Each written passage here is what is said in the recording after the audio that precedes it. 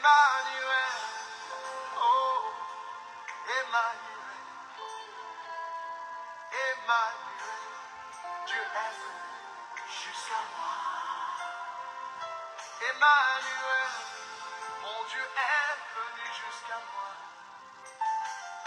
Du haut des cieux, il est descendu aussi bas. Aussi bas. Du haut des cieux, il est descendu jusqu'à moi. Nous vous saluons dans le nom précieux et glorieux de notre Seigneur Jésus-Christ.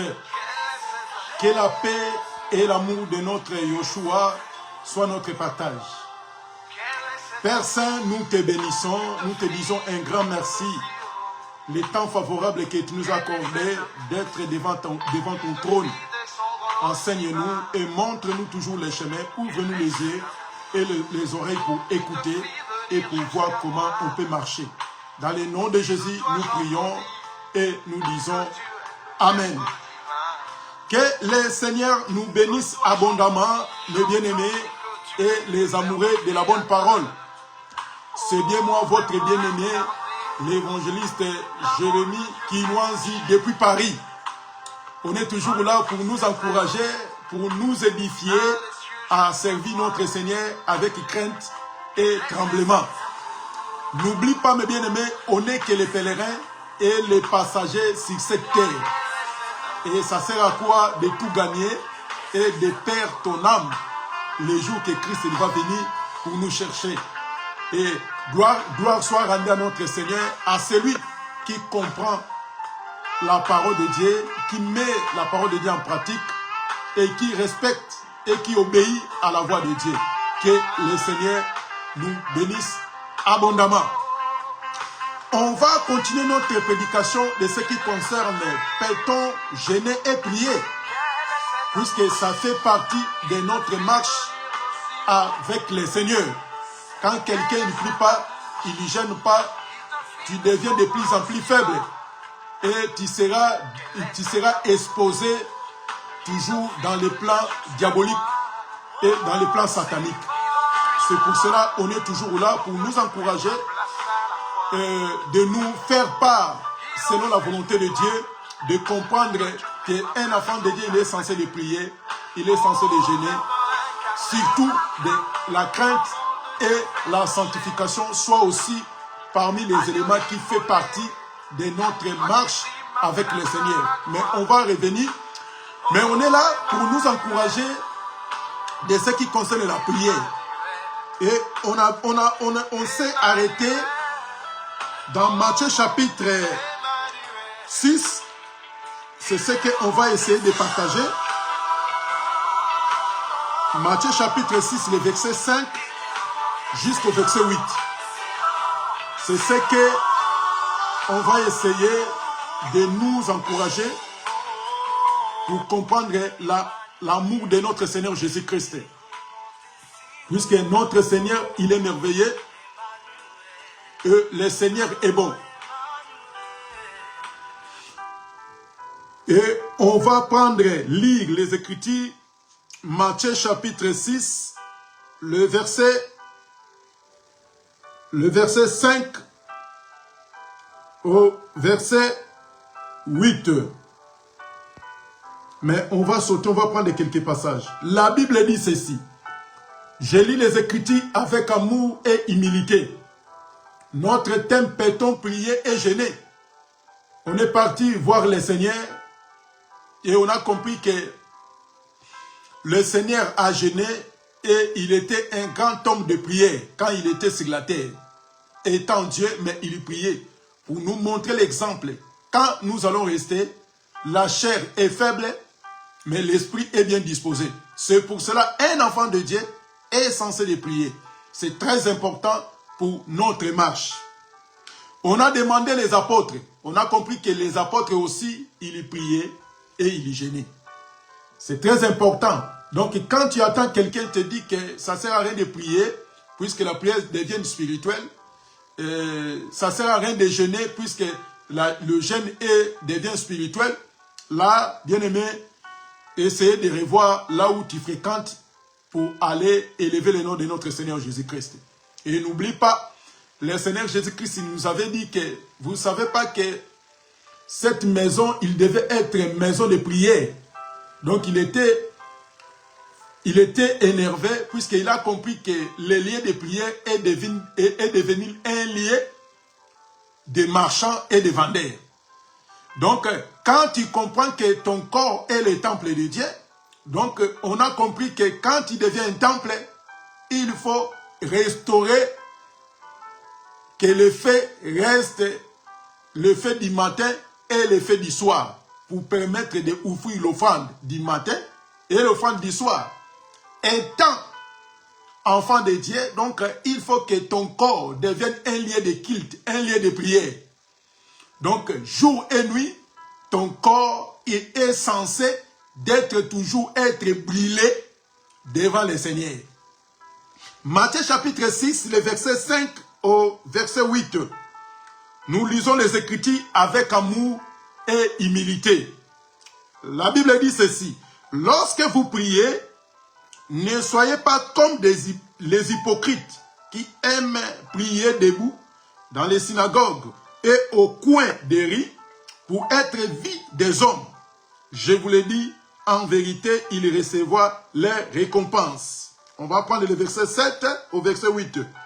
En priant, ne multipliez pas de vaines paroles comme les païens qui s'imaginaient qu'en forçant des paroles, ils seront exaucés. Ça, c'est les Écritures. J'aime la parole de notre Seigneur, tellement éclair comme l'eau des roches. Donc, le Seigneur nous a dit ceci. Quand vous priez, ne soyez pas comme des hypocrites qui aiment montrer aux gens, faire voir aux gens que lui, c'est un enfant de Dieu. C'est un homme de prière, femme de prière. Ne faut pas être comme des hypocrites. Prier debout, dans les coins des rues. Crier, montrer que lui, c'est un serviteur. Il sert le Seigneur. La Bible dit que les récompenses, c'est Dieu qui va les rendre. Et il a rajouté encore, quand vous priez, ne multipliez pas de paroles. Ça, c'est ce qu'on va essayer de partager. On était arrêté là. Puisque les gens, ils veulent multiplier des paroles. Ils croient qu'en multipliant des paroles, selon leur force, que Dieu va agir. On va donner des exemples selon la parole de Dieu. Quand la personne, comme la Bible dit, que ne multipliez pas des paroles vaines, puisque les gens, ils commencent à rajouter des choses selon leur propre volonté. Il peut faire la prière. Il a des soucis. Peut-être qu'il a des problèmes. Quand il va faire la prière, lui, il dit à Dieu, Dieu, il y a des gens qui se moquent de moi. Puisque je n'ai pas de papiers. Je n'ai pas d'enfants. Je ne mets pas au monde. Je n'ai pas de travail. Cette maladie a duré longtemps. Et les gens se moquent de moi. Si tu me laisses comme ça, ils vont continuer toujours à se moquer de moi. Donc, il est tel genre de prière. Quand quelqu'un, il prie comme ça, il est loin de la parole de Dieu. On va donner un exemple. Selon les Écritures, on va prendre 1 Samuel. On va prendre 1 Samuel chapitre 1, le verset 9 au verset, le lecteur, vous pouvez continuer jusqu'au verset 16, mais on va lire là où on peut s'arrêter. 1 Samuel chapitre 1, le verset 9 au 16e verset. Nous lisons les Écritures avec amour et humilité. La Bible dit ceci. Le verset 9. Anne se leva après que l'ont y mangé Ébi à Silo, les sacrificateurs Élie étaient assis sur un siège près d'un poteau du temple de l'Éternel. Et l'amertume dans l'âme, elle pria à l'Éternel et vexa des plaies. Et elle fit un vœu en disant à l'Éternel des armées, si tu regardes l'affliction de ta servante et si tu te souviens de moi et n'oublie point ta servante et si tu donnes à ta servante un enfant mâle, je le consacrerai à l'Éternel pour tous les jours de sa vie et le rasoir ne passera point sur sa tête. Comme il se resta longtemps en prière devant l'Éternel, Élie observa sa bouche. Anne parlait dans son cœur et ne faisait que rigner les lèvres. Mais en n'entendant point sa voix, Élie pensa qu'elle était ivre. Mais voyez, ici, vous pouvez continuer. Ici, nous remarquons que Anne, elle était épouse d'un homme Elkan. Il montait de temps en temps à Siloé, puisqu'il y a deux Élie. Il y a Élie le sacrificateur, là on vient de lire. Il y a aussi Élie le prophète. Il y avait deux personnages, le prophète et les sacrificateurs. Mais Anne, elle ne mettait pas au monde. Elle avait des soucis pour avoir des enfants. Écoutez très bien mes bien-aimés. Puisque quand la personne, il fait faire la prière, la Bible dit que quand vous priez, ne multipliez pas des paroles. Il ne faut pas forcer des prières. En multipliant des paroles, vous croyez que quand vous multipliez la prière, Dieu va vous exaucer. Et Dieu va faire selon votre propre volonté. Et on a compris que quand les gens prient, ils ne prient pas selon la parole, mais ils prient selon leur propre désir. Pour faire voir aux gens que moi je sers Dieu. Pour que les gens ferment leur bouche. Mais ici, Anne, elle n'est pas priée comme ça. Anne, quoi qu'elle ne mettait pas au monde, après avoir mangé Ébi, elle était là. Elle priait. Elle priait au-dedans d'elle. Et même Élie le sacrificateur, elle a remarqué que la bouche est en train de bouger, mais Élie, il n'entendait pas la parole qui sortait de la bouche de Anne. Élie étant homme, c'est pour ça, c'est la différence entre Dieu et les hommes. Élie, quoi qu'il était le sacrificateur, elle a remarqué que Anne, elle est en train de prier, mais comme elle était restée longtemps dans la présence de Dieu, elle est directement, il a qualifié Anne qu'elle est ivre. Donc, elle a bu du vin. C'est la ivresse qui le pousse à rester longtemps dans la prière. Vous voyez? Même un serviteur de Dieu, censé encadrer, de montrer les gens comment elle peut être exaucée dans sa prière. Lui-même, il n'a pas compris que cette femme, elle prie. Comment elle peut rester longtemps dans la prière? Peut-être elle est ivre. Mais quand Anne priait, elle n'a pas demandé à Dieu que Dieu, comme ma rivale, elle se moquait de moi puisque je n'ai pas d'enfant, montre que moi je suis ta servante.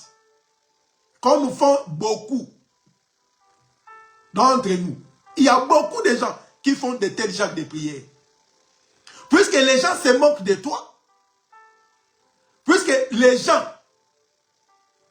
ils disent mal de toi, et maintenant quand toi tu pries, tu fais la prière pour montrer aux gens que Dieu, si tu me laisses comme ça, ils vont continuer toujours à se moquer de moi.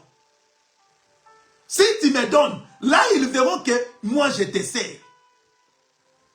Là quand tu fais la prière comme ça, donc tu es en train de s'efforcer toi-même. Tu es en train de multiplier des paroles, ça n'a rien à voir avec les ciels. Anne, elle a prié, elle a dit Dieu, si tu me donnes l'enfant, surtout, elle a bien précisé, enfant mâle, un garçon, si tu me donnes, cet enfant, il sera à ton service. Et le rasoir ne passera pas sur sa tête. Là, c'est la prière d'une servante, enfant de Dieu, envers son père. Il commence à expliquer son père Dieu. Il n'a pas besoin de se justifier. Il n'a pas besoin de dire que comme moi je n'ai pas d'enfant, ma rivale, elle s'est moquée de moi. Dieu, fais-moi faveur. Donne-moi l'enfant si tu me donnes. Puisque comme il se moque de moi, donne-moi l'enfant afin qu'il ferme leur bouche. Anne n'a jamais fait de tel genre de prière. Peut-être que tu es là, tu es en train de m'écouter. Quand vous priez, selon Matthieu chapitre 6, le verset 7, ne multipliez pas des paroles. Ne priez pas comme font des hypocrites. Puisque les hypocrites, c'était des pharisiens. Et quand il fait la prière, pour montrer aux gens, lui, c'est un homme de prière, une femme de prière. Anne, elle a fait un vœu, mais en priant.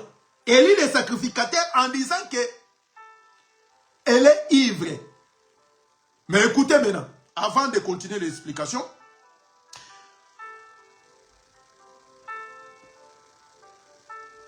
et le verset 12. Comme elle est restée longtemps en prière devant l'Éternel, Élie observa sa bouche. Et Anne parla dans son cœur. Et ne faisait, là on a déjà lu, le verset 14 plutôt. Et elle lui dit, jusqu'à quand seras-tu dans l'ivresse? Là c'est maintenant Élie le sacrificateur. Fais passer ton vin. Anne répondit, non, mon Seigneur, je suis une femme qui souffre à son cœur. Et je n'ai bu ni vin, ni boisson enivrante. Mais je répandais mon âme devant l'Éternel. Vous voyez? Un sacrificateur, un homme de Dieu, voyant la personne est restée longtemps dans la présence de Dieu. Vous voyez? Donc c'est ça la différence entre homme et Dieu. On peut se tromper. Être humain peut se tromper. Mais sauf Dieu. Dieu ne trompe jamais. Et Dieu ne ment jamais. On répète à chaque fois. Si Dieu te dit que tu es chinois, quoi que tu es français, il faut croire à Dieu, puisque dans sa bouche, Dieu ne ment pas. Mais si le diable vient te dire, tu es gabonaise, en réalité, selon les continents, tu es vraiment gabonaise, il ne faut pas accepter, il ne faut pas dire Amen. Puisque dans sa bouche, il n'a que des mensonges. Comme prétend beaucoup, il prophétise, les gens ils ont dit qu'il a prophétisé sur 100%, 90% c'est bon. Sauf 10 c'était, il a fabriqué. Et les gens croient. Non, la prophétie de Dieu c'est 100%. Quand Dieu dit, ça reste comme ça. Ne faut pas croire à la personne, il a prophétisé 90% c'est vrai, et 10 c'est faux. Vous dites que non, 90% quand même. Non, en Dieu, c'est 100%. Dieu ne ment jamais. Dieu ne trompe pas. On peut lire des Genèse Apocalypse. On n'a jamais vu que Dieu a trompé. Dieu s'est trompé. Jamais. Un homme de Dieu, quand il a vu, il a dit que peut-être il s'est livré. Il a trop bu l'alcool. Et la réponse, voyez un enfant de Dieu. Elle n'a pas insulté. Elle n'a pas fâché contre l'homme de Dieu. Puisque un homme peut se tromper à part Dieu. Elle pouvait dire aux serviteurs de Dieu.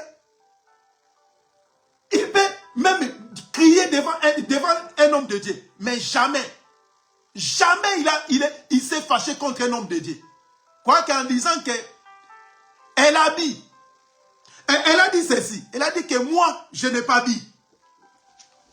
Je n'ai pas dit. Anne répondit, non, mon Seigneur. Je suis une femme qui souffre en son cœur. Donc, les douleurs de Anne ne se voyaient pas à l'œil nu. Mais sa douleur se trouvait à l'intérieur. Et à l'intérieur, c'est pour cela, Anne, elle a compris que quand il prie, entre dans ta chambre, ferme la porte, comme Dieu, il vit dans les secrets, elle va te répondre. Donc Anne, elle a respecté seulement Matthieu chapitre 6. Elle priait au-dedans d'elle. Et même les serviteurs, elle n'a pas écouté les paroles qui sortaient dans sa bouche d'Anne. Elle n'a pas écouté. Puisque Anne, elle priait en esprit, elle priait intérieur de lui. C'est pour cela que nous disons, quand tu pries, il y a des choses, quand tu pries, entre dans ta chambre, ferme ça. Et les gens, ils croient que la chambre, c'est une maison fabriquée dans la main des hommes. Si tu n'as pas de chambre, tu n'as pas le droit de prier. Puisque si nous lisons les Écritures, si tu n'as pas une chambre, tu n'as pas le droit d'aller prier. Puisque la Bible dit que si tu veux prier, entre dans ta chambre, ferme ça. Mais s'il y a des gens qui n'ont pas de chambre, donc il ne va pas prier. Vous voyez? Donc quand il lit les Écritures en parabole, quand le Seigneur, Jésus, en bégayant, tu auras du mal à comprendre. Et selon toi, tu verras que, comme je ne suis pas, je n'ai pas de maison, je n'ai pas une chambre pour aller prier, moi je ne peux pas prier. Mais Anne, il priait en esprit, comme la Bible dit. Nous ne savons à quoi demander, mais c'est par l'esprit qui nous pousse, qui nous montre comment on peut prier. Anne, elle est en train de prier. L'homme peut se tromper. Quand il est resté longtemps dans la présence de Dieu, les gens voyaient que la bouche bouge. Mais il n'attend même pas des paroles qui sortent. Ok, Anne, elle a déjà fait la prière intérieure d'elle. Elle a dit que moi, je ne prends pas. Même de vin, je ne prends pas. Même l'alcool fort, je ne prends pas ça. Mais à l'intérieur de moi, il y a des choses qui se poussent, qui se traversent, qui me poussent d'être comme ça. Vous voyez? Mais il y a des gens qui font des prières. Les seigneurs, si tu me laisses comme ça, ils vont continuer toujours à se manquer. Et là aussi, serviteur va te dire, hein, fais la prière, demande à Dieu que j'ai besoin que mes ennemis viennent m'agenouiller devant moi. Lui aussi, il commence à prier. Seigneur, fais-moi faveur, que mes ennemis viennent me s'agenouiller. Donc, quand la personne ne comprend pas les Écritures, il va te pousser, il va te faire pécher sans se rendre compte. Mais Anne, elle a prié, elle a dit, Seigneur, si tu me donnes, elle n'a jamais demandé que puisque ma rivale se moque de moi, donne-moi pour voir que moi aussi, je suis ta servante. Elle n'a jamais fait cette genre de prière. Elle a demandé seulement à Dieu. Pas pour que les gens voient. Elle a dit que si tu me donnes, cet enfant, il sera à ton service. Vous savez, quand maintenant Élie a compris que ce n'était pas la l'ivresse, ce n'était pas l'alcool qu'elle a poussé Anne de prier. Écoutez maintenant la réponse de son serviteur. C'est pour cela un homme peut se tromper. Un homme de Dieu, il peut te répondre des choses qui n'est pas bon. Fais très attention. Il restera toujours l'homme de Dieu. Puisqu'il n'est pas, à ce temps-là, Dieu n'a pas révélé à son serviteur les secrets de la prière, que Anna a resté longtemps dans la prière.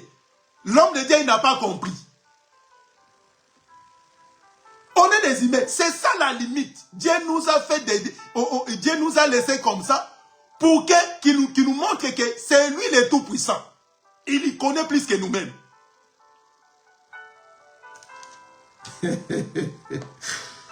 Oh. Maintenant, le verset 16. Ne prends pas ta servante pour une femme pervertie. Car c'est l'excès de ma douleur et de mon chagrin qui m'a fait parler jusqu'à présent. Maintenant, écoutez maintenant Élie. Élie reprit la parole et dit, va en paix. Et que le Dieu d'Israël exauce la prière que tu lui as adressée. Vous voyez? Maintenant, Élie le sacrificateur. Là, ce n'est pas Élie le prophète. Hein.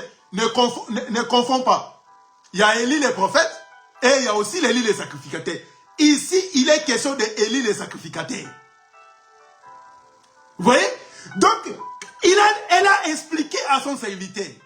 Quoique son serviteur, le serviteur de Dieu, a mal présenté la parole devant sa servante, quand elle a compris que cette femme, elle était dans la présence de Dieu. Comme elle était dans la présence de Dieu, maintenant, l'homme de Dieu a répondu. Elle a dit ceci, va en paix. Et que le Dieu d'Israël exauce la prière que tu as adressée. Vous voyez? Mais si c'était à nos jours, on pouvait directement, peut-être fâché, parler des paroles inutiles devant l'homme de Dieu. On peut passer maintenant dans les réseaux sociaux en disant n'importe quoi. Moi, je les fais nourrir, je donne mes dîmes, je donne mes offrandes. Mais maintenant, comment? Moi, je suis dans les chagrins. Il ne comprend pas mes douleurs. Regarde comment il me parle. Bien-aimé, quand tu es un enfant de Dieu, quand tu fais la prière, tu seras différent entre les païens et toi. Ça, c'est les païens qui font de tels genres de prières. Mes ennemis, je suis menacé, puisqu'il y a mes ennemis qui me tapent. Les faits, va les consumer. Quand tu fais la prière de tel genre de prière, Dieu n'est pas là. Retour aux spédités, Dieu n'est pas là. Quand tu fais la prière, on ne fait pas la prière pour venger contre les gens, mais on fait la prière pour demander que la volonté de Dieu soit faite. Même si tu es menacé, même si tu es traumatisé, on demande toujours la volonté de Dieu. La Bible dit qu'à moi la vengeance et à moi la rétribution, dit l'Éternel. Donc c'est l'Éternel lui seul qui peut venger pour nous. Ce n'est pas à nous de se venger. Même ton père, même ta mère, même quelqu'un, il vient pour t'ensorceler. Il ne faut pas prier, de faire la prière de retour aux spéditaires. Les faits vont les consumer. Non. Nous, on ne fait pas de tels genres de prière. Quoique je sais que telle personne, il est sorcier, elle est sorcière. Moi, je ne peux pas faire la prière que Dieu les consumait. Dieu les tuait. Moi, je ne peux pas faire tel genre de prière. Moi, je vais demander que la volonté de Dieu soit faite. Anne, elle a prié. Elle a demandé à Dieu. Et maintenant, quand on lit les Écritures, on va voir qu'elle était exaucée. Et Dieu lui a donné cet enfant mâle. Et elle aussi, elle a ramené cet enfant à l'église. Après ça, Dieu a rajouté encore d'autres garçons et des filles. Vous voyez le merveille de Dieu. Elle avait l'enfant, elle a prié, Dieu lui a donné l'enfant. Elle a accompli la parole que lui-même il avait fait, elle avait fait. Et maintenant après cela, les enfants sont devenus l'abdide. Elle a eu les garçons et les filles. Quand nous lisons les Écritures, voyez comment Dieu est merveilleux. Nous ne prions pas comme les païens. Nous prions comme Dieu veut. Tu es en difficulté. Tu manques même quoi? Le travail. Tu ne peux pas faire la prière par rapport aux autres. Dieu, si tu ne me donnes pas du travail, comment les gens se moquent de moi? Donne-moi le travail. Moi aussi, je commence à s'habiller comme les autres. Là, quand tu fais de tels genres de prières, Dieu n'est pas là. Mais nous prions. Dieu, donne-moi du travail. En me donnant du travail, ça va m'aider à soutenir même ton œuvre. Les orphelins. Tu vois, quand tu fais de tels genres de prières, Dieu va écouter, il a dit, oh, donc cet homme-là, s'il est béni, s'il a trouvé du travail, il va soutenir les gens. Il va soutenir mon œuvre. Mais quand tu fais la prière, lancer Dieu a un défi, qu'il se moque de moi. Moi, je ne travaille pas. Moi, je ne mets pas au monde. Si tu me donnes l'enfant, là, ils vont fermer la bouche. Dieu n'est pas là. Dieu ne peut pas écouter de tels genres de prières. C'est pour cela que beaucoup de gens, ils ont prié. Et sa maladie reste toujours. Sa stérilité reste toujours. Son problème reste toujours. Pourquoi? Puisqu'il fait la prière, non selon la volonté de Dieu, il fait la prière pour satisfaire sa propre désir. Et la Bible dit que les récompenses, c'est Dieu qui va les rendre. Souvenez-vous de Bartimée. Il était aveugle. Les gens se moquaient de lui. Mais quand il a entendu parler de Jésus, il n'a pas fait la demande au Seigneur que Seigneur, il y a les gens qui se moquent de moi. Si tu m'aides, je commence à voir. Ah, là, ils verront que moi aussi, je vais... Non! Lui, il a demandé seulement, fils de David, aie pitié de moi. Aie pitié de moi, fils de David. Au bord du chemin. Le Seigneur a entendu sa voix. Et il a exaucé. Dieu a répondu. Bien-aimé, quand tu veux faire la prière, il ne faut pas faire la prière comme des païens. Fais la prière tant qu'enfant de Dieu. C'est pour ça qu'il faut comprendre les Écritures. Même si tu es menacé, Dieu est venu, il a ouvert tes yeux. Tu commences à voir comment les gens, ils viennent te déranger. Et il ne faut pas faire la prière que Dieu, je te demande de tuer tous ces gens-là. Il ne faut pas faire tel genre de prière.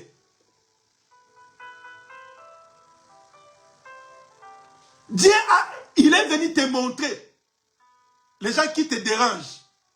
Il t'a mis des maladies sur ta vie.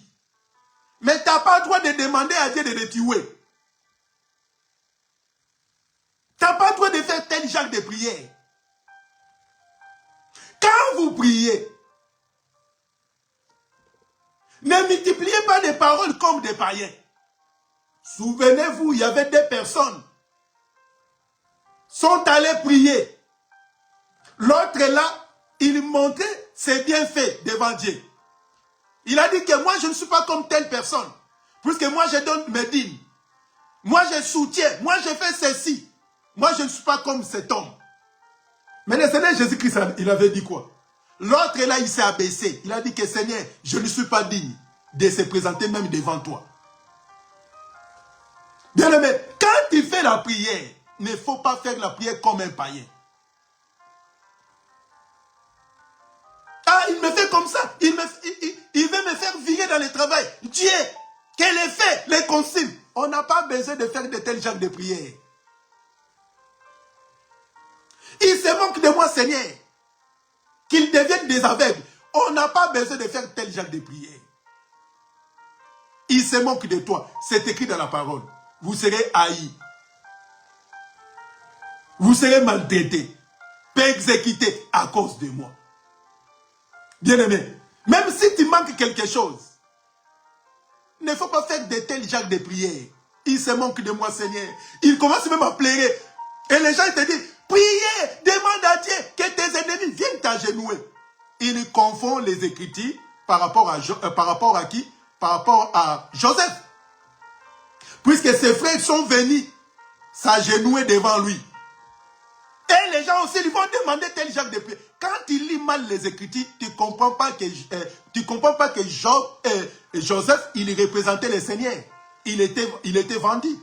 Le Seigneur Jésus a été vendu par ses frères.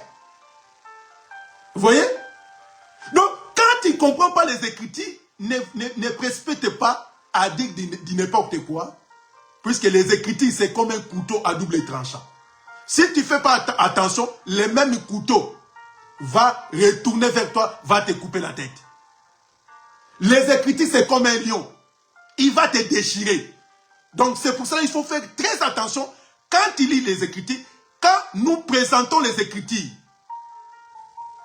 ne multipliez pas des paroles quand tu pries, comme les païens. On va mettre un point, on va lire les Écritures, comme on avait dit. Matthieu chapitre 6. Le verset 7. On est toujours dans les séries peut-on prier et jeûner. On va toujours continuer ça, puisque c'est très important.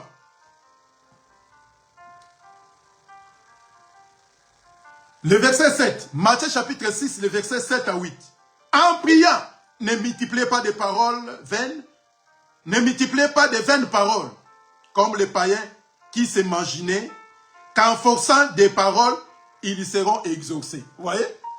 Ils se moquent de moi. Je suis humilié. Seigneur, tu dis quoi?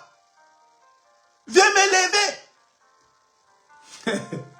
Donc, il fait la prière, non pour la gloire de Dieu. Il fait la prière pour son propre intérêt. Donc, quand il va avoir de l'argent, il commence à rouler avec de belles voitures et il va montrer aux gens. Voyez? Vous se moquez de moi. Voyez maintenant. Dieu n'est pas là. En forçant des prières, Dieu n'est pas là. Et maintenant, quand tu envoies des faits, de tuer, de détruire les gens, et quand la personne il va mourir, toi tu seras content. Et tu commences même à passer à témoigner. Voyez, il y a telle personne, il m'a persécuté, il est mort. Tu es content. Donc tu as tué quelqu'un, tu es content. Là, c'est les païens, c'est purement païen. Puisque l'âme est très chère, très importante devant Dieu. Le verset 8. Ne le ressemblez pas, car votre Père sait de quoi vous avez besoin avant que vous lui demandiez. Vous voyez? Donc, les gens sont contents quand ils voient que la personne est morte à cause de sa prière. Il a prié, il a demandé que tous les ennemis meurent. Et il voit qu'il commence à mourir. Lui, il est content. Il a dit que Dieu a écouté ma prière. Donc, tu es semblable avec les féticheurs. Tu es semblable avec les démons. Nous, on n'a pas besoin de faire la prière comme ça, de demander la mort des gens. On ne peut pas faire de tels genres de prières. Même les gens, ils se moquent de moi. Ah, Dieu, fais-moi faveur de bien parler, de bien prêcher en français. Oh, mais ça, ce n'est pas la prière. Il faut faire des cours. Puisqu'ils se moquent de moi, à cause de l'orthographe. Ça n'a rien à voir. Que je demande de la prière comme ça. Donc les gens, ils confondent la parole de Dieu. Ils confondent Dieu. Ils voient que Dieu c'est comme leur ami. Comme leur féticheur. Puisque quand les gens partent dans les maisons des féticheurs, ils demandent des choses comme ça. Telle personne, il se moque de toi. Celui qui t'a lancé un sort, tu veux quoi? Ah, j'ai besoin que les retours, la même chose. Ça, c'est les féticheurs. Dieu n'est pas là. Donc, si c'était comme ça, le Seigneur, il pouvait demander la mort à tous ces gens qui ont fait crucifier le Seigneur. Même la mort de Judas. Que Judas soit mort. Pourquoi il est parti me vendre? Mais jamais le Seigneur a fait de tels genres de prières. Jésus sur la terre, il était lapidé. Il était chassé dans les autres territoires. Il est parti pour prêcher. Ils ont chassé le Seigneur. Mais les créateurs du ciel et de la terre, Le monde lui appartient. Mais il était chassé quand il a porté le corps qui porte l'eau et le sang. Mais jamais le Seigneur a fait la prière de demander la mort. De demander des retours hospitaliers à tous ces gens-là. Mais qui est-il de demander la prière, la mort à un être humain, à un être vivant? Qui t'a donné cette audace? Là, peut-être que tu incarnes le monde des ténèbres. Quand vous priez, ne multipliez pas de vaines paroles. Que le Seigneur nous bénisse. On va encore revenir pour continuer toujours des séries de prières. Peut-être la prochaine séance, on va toucher, prier pour les uns et aux autres. On va venir sur ça. Demandez toujours l'aide de Dieu. Nous soutenons toujours dans la prière. C'est très important, mes bien-aimés. Quand quelqu'un, il se sent pas bien, demandons toujours la grâce de Dieu. Prions ensemble. Demandez Dieu. Quelqu'un est s'égaré. Prions toujours Dieu de le faire ramener la personne auprès de lui. Puisque c'est un esprit qui est entré dans notre sœur, dans notre frère, il est devenu sorcier. Nous prions que la sorcellerie, c'est un esprit, quitte la vie de notre sœur, quitte la vie de notre frère, quitte la vie de notre bien-aimé. Puisque le Seigneur a accepté de mourir pour nous. Mais pourquoi nous, on va commencer à prier, de demander des retours aux expéditeurs, de demander la mort à les gens qui nous menacent, à les gens qui nous lancent de mauvais sorts. Nous, on ne peut pas faire de tels genres de prières. Si vraiment tu es un enfant de Dieu, rempli de l'esprit, né de nouveau, tu ne peux pas faire de tels genres de prières. Que la paix et l'amour de notre Seigneur soient notre partage. Soutenons-nous, puisque Dieu, il vient bientôt. Père Saint, béni sois-tu, nos vies entre tes mains. Soutiens chacun de nous et donne de la force de rester toujours longtemps, plus longtemps que possible, dans la prière. Et aide-nous à marcher selon ta volonté. Dans le nom de Jésus, nous prions et nous disons Amen. Que le Seigneur nous bénisse. Si Dieu ne vient pas, on va se voir la semaine prochaine, même heure, pour partager la parole de notre Seigneur. Que le Seigneur nous bénisse. À très bientôt. Au revoir.